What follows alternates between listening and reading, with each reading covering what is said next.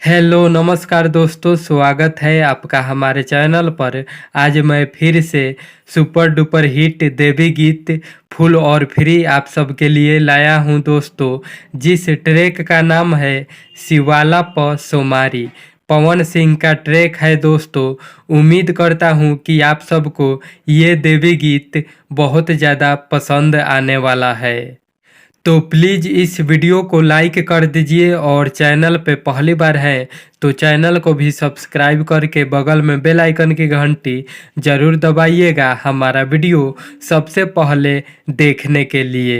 तो चलिए दोस्तों, आज का देवी गीत देखा जाए और सुना जाए कैसा है। सखिया सहेलिया के संगमा पेन्हली हो नयका लहंगवा। सखिया सहेलिया के संगवा पेन्हली हो नयका लहंगवा। बचढ़ल दशहरा पूजा पाठ करे ए सोना।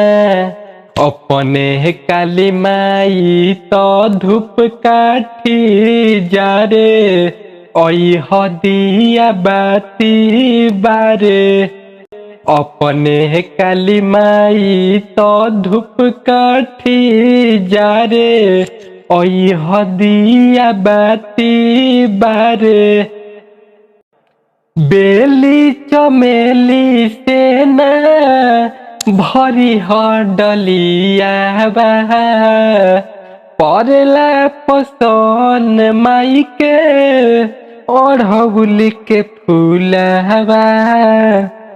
अरे होई बड़ा दुलरी हो माई महरनिया तनको नापन देखई हो नदनिया।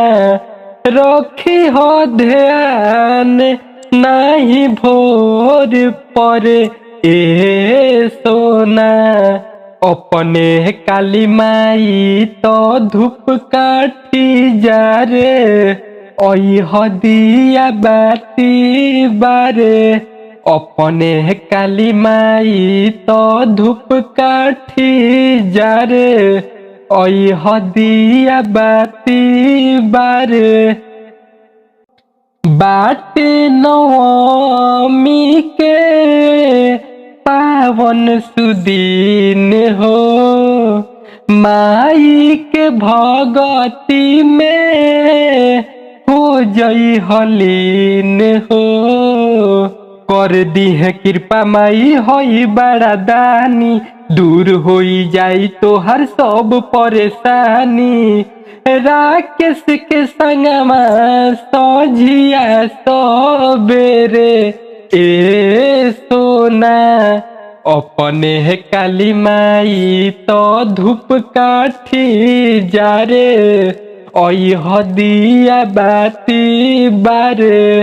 अपने काली माई तो धूप काठी जा रे दिया बाती बारे।